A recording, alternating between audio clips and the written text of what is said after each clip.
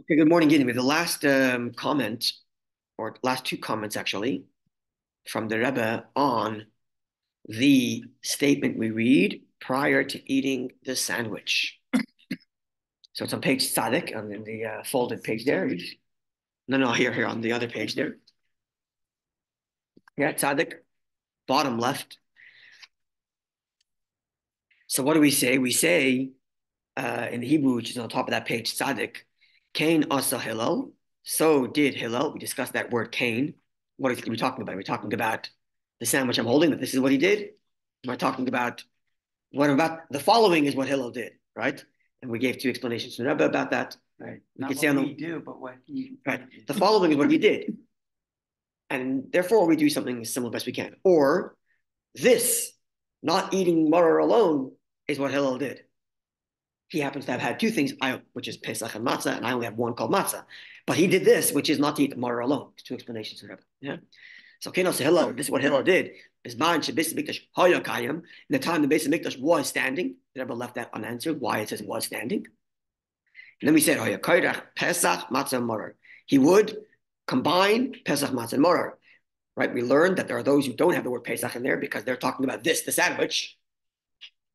Whereas we do have the word Pesach in there because we're saying the following of what Hillel did, and to not mention Pesach as a lie because he had Pesach matzah and maror, right? That was the explanations. Yeah. And eat them together. And then it says, why did Hillel do so? Gemara tells us, and this is in our statement here, as the verse reads, Al matzos yochlu. You shall eat it with matzah and maror. That's the pasuk says. What's the it? no, they're correct. Sorry, again, the pasuk says, you shall eat it with matzah and maror. What's the it? Correct. The pasuk doesn't say korach. We're talking about a verse way before Hillel existed. Verse from Torah. You shall eat it with matzah and maror. What's the Pesach. It? Pesach. Yeah. So because it says you should eat it, the Pesach offering, with matzah and maror, therefore Hillel ate them all together, the korach, the sandwich. Yeah, okay. That's the verse we read. So now let's see the Rebbe's commentary. So first of all, we say this is what Hillel did in the time when the Beis Mikdash was standing, right? The top bottom left. You see it? Asa Hillel bisman shebeis Mikdash hayakayim. Hillel did in the time the temple was standing. Says the Rebbe, Kol Yemei Hillel, all of Hillel's days, the day he was born till the day he passed away, Hoya b'fnei Abayis, were while the temple stood. Yeah, that was my question. So, right, you asked me that last week. That's right. I didn't know the answers. Yeah. So you have it. So why even say this is what Hillel did in the time Beis Hamikdash stood? Just say this is what Hillel did, because as long as he was alive, the temple was there. Yeah. If so, that it continues lachora seemingly hatevos bisman chulu. These words in the time the temple was standing, etc. Miyutaris is completely extra. Ubishas, and in the Gemara Einom, it's not there. Look at the Gemara. Actually, I have it on my page here. The Gemara says, Amru alav al Hillel. They said about Hillel, Shaya Karchon, he would wrap them, the vas achas, all at once, and eat them. It doesn't say this is what Hillel did when the temple. They said about Hillel when the temple was standing. They said about Hillel because he only existed when the temple was standing. So why would the Gemara even need to say it? This is what Hillel used to do, right? So why are we saying in our Haggadah this is what Hillel did when the temple was standing? There's no other time that Hillel existed. Right. He only lived in the temple times. Just say this is what he did, without saying in the temple times. Yeah. But we don't live in temple times. Oh, so now let's see. So when the Gemara said it, the Gemara is saying, this is what they used to say about Hillel. So we know already we're talking about temple times. But we are talking about our own actions in reference to what Hillel did. And in that context, it's relevant to say that he did so when the temple stood. Why? Let's see. Perhaps somebody suggests that I'm on top of page Tzadik Aleph. Shahu lahadgish. You see it? This is to highlight the second line for a third word.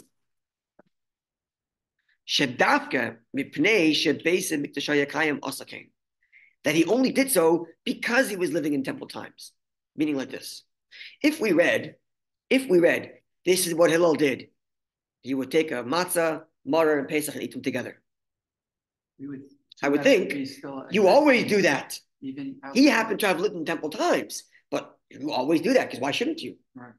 So by saying this is what Hillel did in temple times, we're telling ourselves he did this in temple times. And I'm doing it because he did it in temple times, not because he believes I should be doing it now. Because actually, according to his opinion, I shouldn't be doing it now. Because I have to eat matzah alone. I should be doing it only because maror requires the matzah. I have to eat matzah alone, right? Okay. So again, top line. Perhaps I might say, Shahu, this is lahatish to highlight. Hillel was only doing this because the temple stood. It's true. In other words, we're not telling you when Hillel lived. And we're not telling you Hillel lived part-time before temple, part-time after temple, and that's why he only did it when the temple was standing. We know he only lived in temple times. We're making a point about what we're doing and saying. And the reason Hillel put all these three things together is because the temple stood. And there was a Pesach. And that's why he required all three. But nowadays, we will not fulfill our obligation of the matzah with the sandwich. The maror will fulfill the obligation, not the matzah. And we make that distinction by saying Hillel did all three when the temple stood. Today, we're doing it twice. Once matzah alone, and once maror with matzah. Okay, maror in the middle because of the other opinion. But in Hillel's view, matzah alone because of the obligation, and then matzah with maror because of the maror obligation. And that's why we highlight and say Hillel will put this all together when the temple stood. Because the temple didn't stand, if the temple didn't stand, he wouldn't do it. It's not just a question of telling us when he lived, but telling us why he did it when he lived. And why we do what we do now. Correct. Why did he do it when he lived? Not that, the Haggadah is not telling us history. Hillel did this when the temple stood, because that's when he lived. No. He did it only because he lived in the time when the temple stood. And that's what I would do if I were then, but I'm not then. And therefore, I'm doing the maror in such a way that it matched his opinion. Okay. Clear? Okay. Now that verse, the Mishnah, the Gemara told us, and the Haggadah reads that why does he put the Pesach matzah in maror? Because the verse reads, "Al matzos u'merodim yochluhu." You shall eat it on matzah and maror. It being the Pesach offering, and you shall eat it together with matzah and maror. Says there. Bahu, this pasuk. Kosev is written, the Pesach Sheni, with respect to the second Pesach. Right, there's two Pesachs. If a person missed the Pesach offering in month number 1, he would do it in month number 2, in Iyar. Right, we call it Pesach Sheni today. We eat matzah just to commemorate. Right, so there's two verses. One set of verses that describe the laws of the first Pesach, and a second set of verses that describe the laws of the second Pesach. The laws that describe the first set of Pesach is in Shmois, the book of Exodus, the book of Shmois. And the verse that describes the second set of Pesach is in the book of Bamidbar. Okay?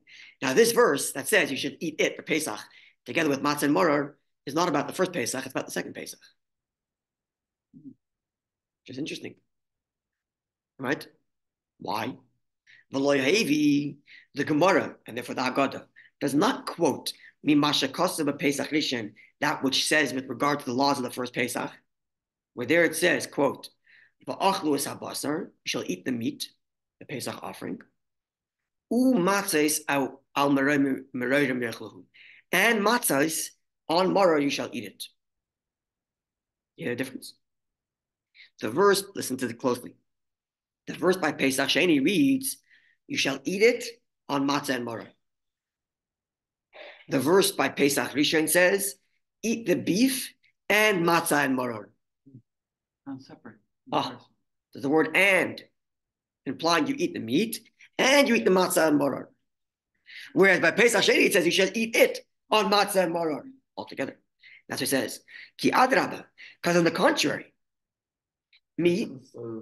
Sounds so strange. You would think it's like you would have the curve on Pesach Sheni. You just have. Okay, good Shiloh. Let's keep on going. But yes, it almost sounds like only Kairach Pesach Sheni. Yes, let's see.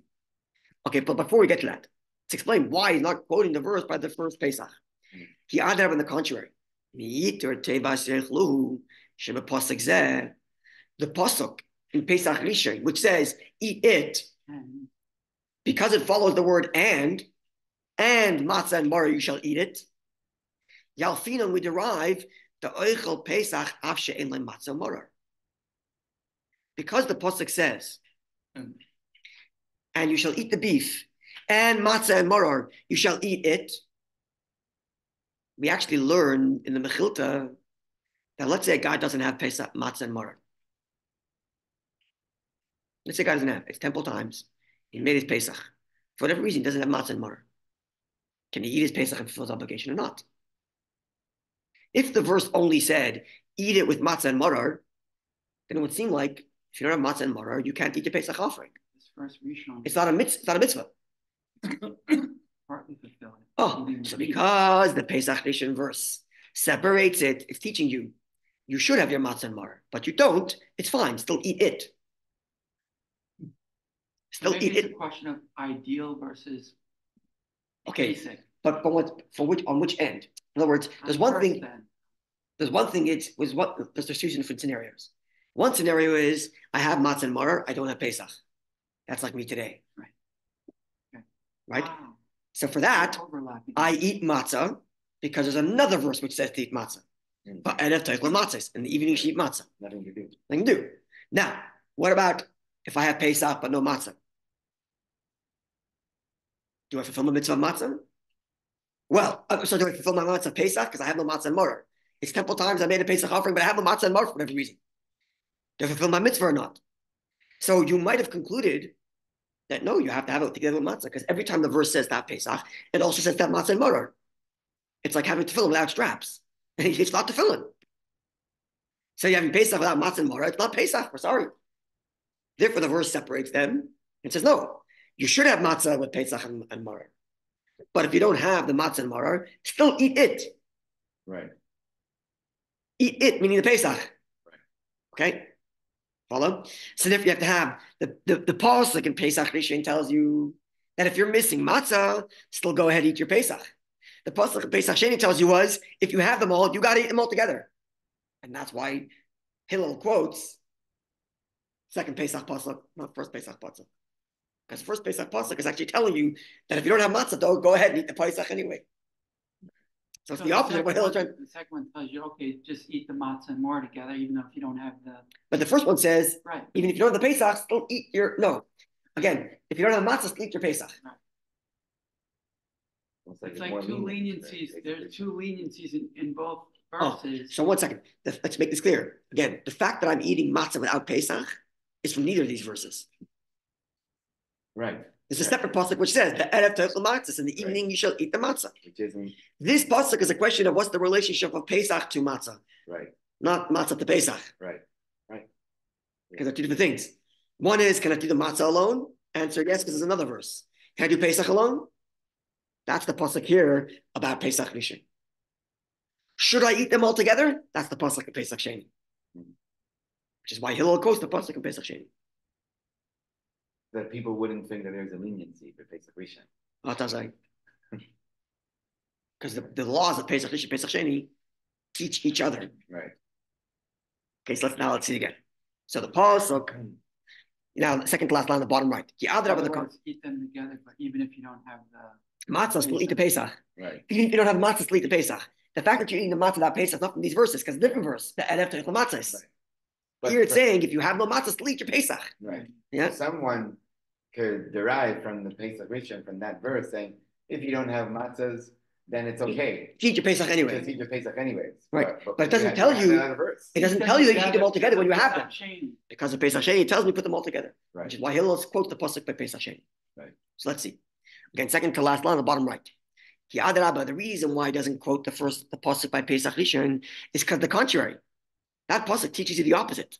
From the extra word, eat it, you shall eat the meat, and matzah on maror. Eat it referring to the Pesach.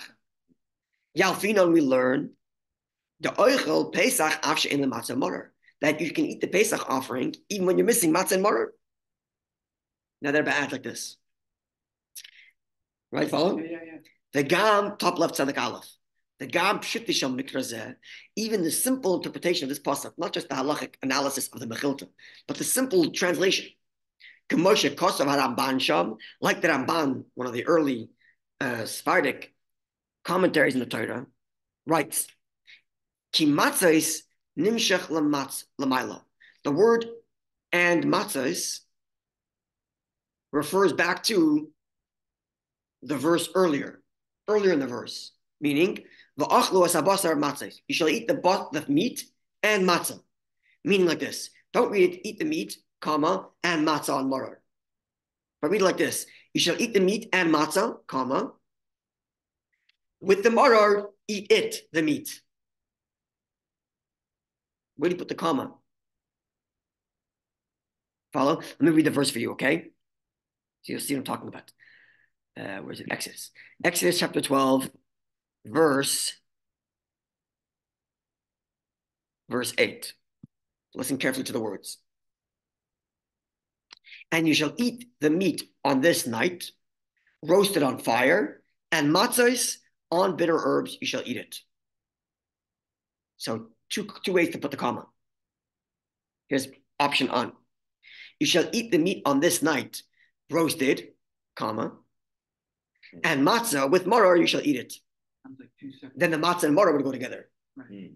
Yeah. But Ramban says you're putting the comma in the wrong place. Mm-hmm. Read it like this. And you shall eat the meat on that night, roasted on fire and matzahs, comma, with maror, you shall eat it, the meat. Right. Even if you have no matzah, because you put the comma afterwards. So says the Rebbe, even the simple reading of the verse, based on Ramban's comma syntax, the pasuk is actually telling you that if you're missing matzah, you can still eat the Pesach with your maror, but you have no matzah, still eat your Pesach. Yeah.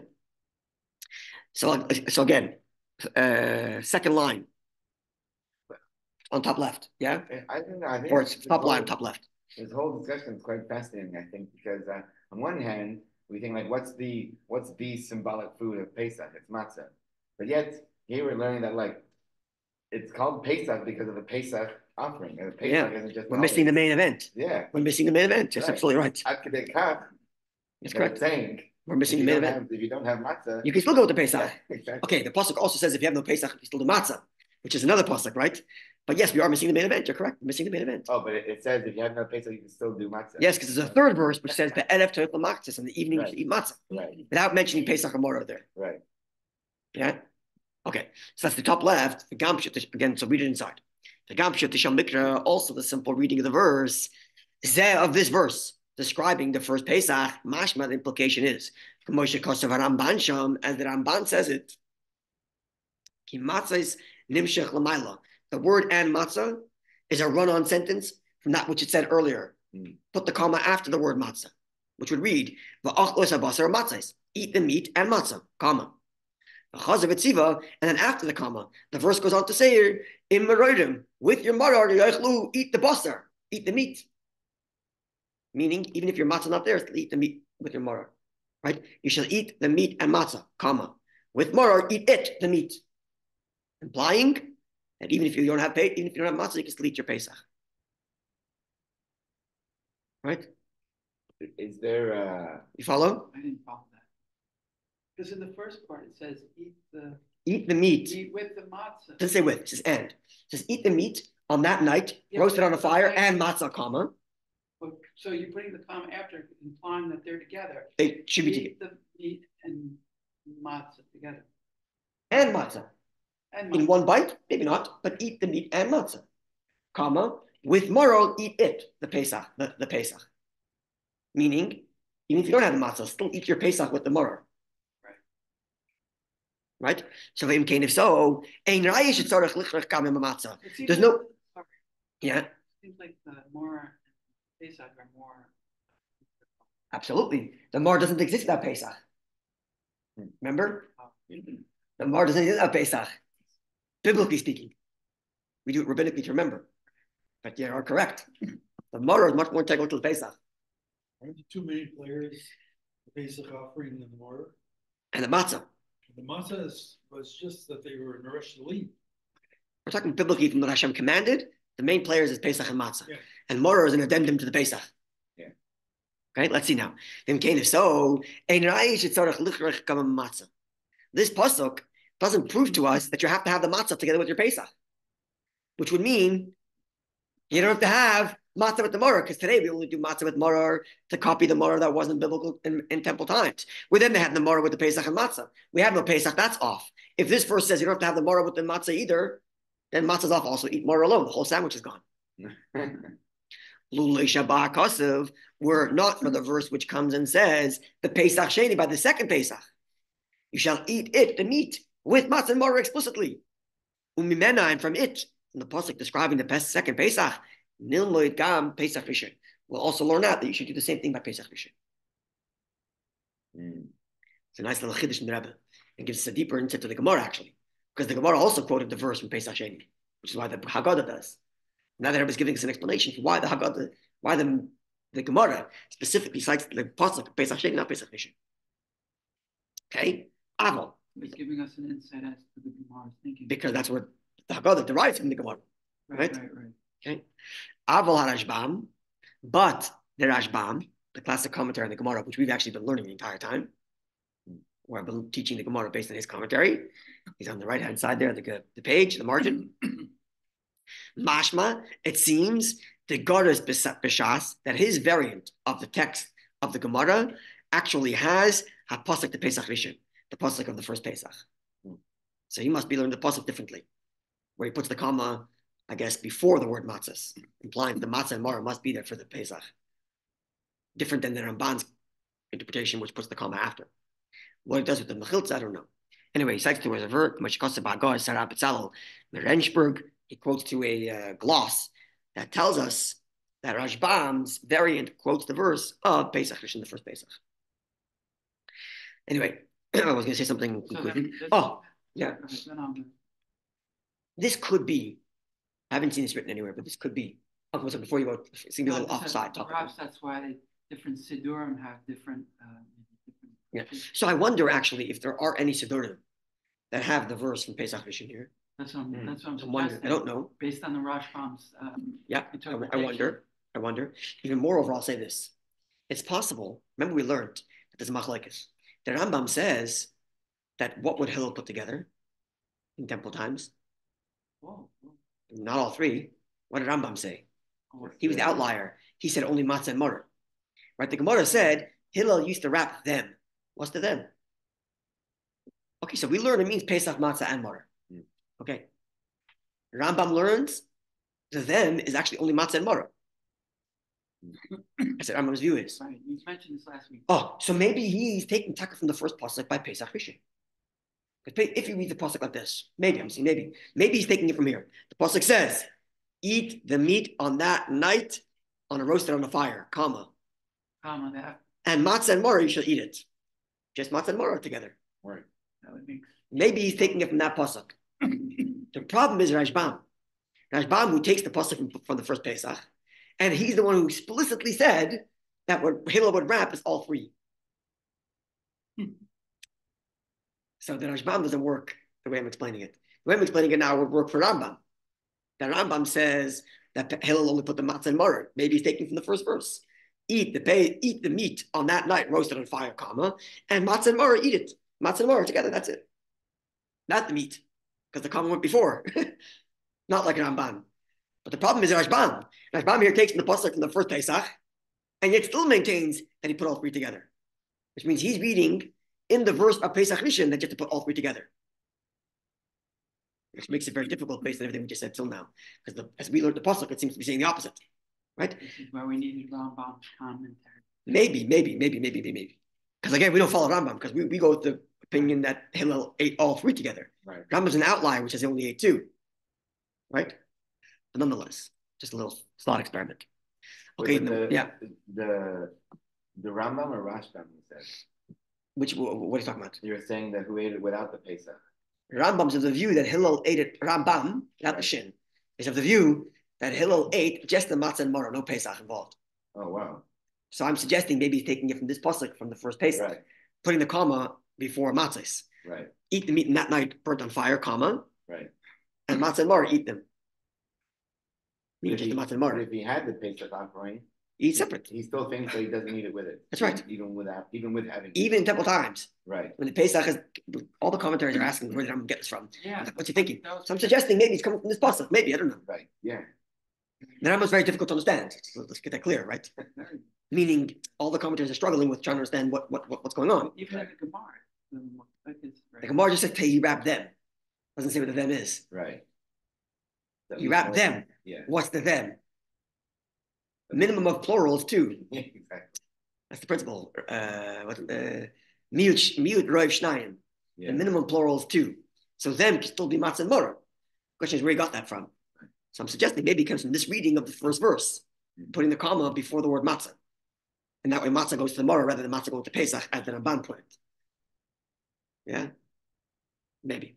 Okay, wonderful day, Eden. Tomorrow we're going to go back to this Haggadah, the Gemara. The Gemara is going to take us to Orchatz and the Karpas, which we didn't done yet. Wow. God willing, next Monday night, when we get to the Karpas files, everything we learned here will get so much more meaning because what we have is the conclusion. This Chiddush from the Rebbe and the Alter Rebbe about the Pesach being in fulfillment of Maror, the sandwich being in fulfillment of Maror according to Hillel. But we're going to look at interpretations, so don't spoil it for anybody else. We're going to learn interpretations that don't see it that way. And they're all struggling to try to understand the Gemara. And we're going to see how the Alter Rebbe's understanding makes the Gemara go perfect, especially with the Rebbe's extra line. That's going to be our objective Monday and the Monday after that. Wow. So you'll get a much deeper appreciation of everything we learned here. With the background of the other opinions, you see it differently. Okay. Wonderful day, Eden.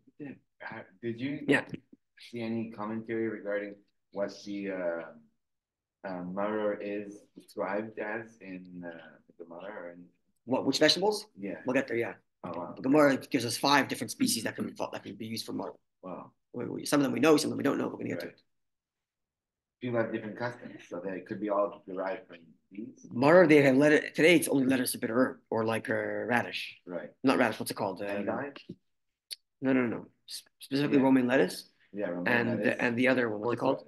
Horseradish. Thank you. Right. I don't know that people use other things today. Okay. What else do you see people use? I was just saying, and but it's interesting because when you say bitter herbs, it means they're not herbs. It's vegetables. I don't know why the translation is bitter herbs. Merodim is like maybe bitter species, maybe better translation. Bitter roots, bitter vegetables. Bitter species. Yeah. Merodim means just bitterness. Bitter, exactly. Yeah. Doesn't mean herbs. Herbs is the English translation. Why it came to that translation, I don't know the question. Herbs is like basil. Chazeres we called it. Yeah, Maror or Chazeres. Herbs be like basil, oregano. Yeah. No way. Okay. Have a good day, Eden. Have a good day. Yeah. You're good.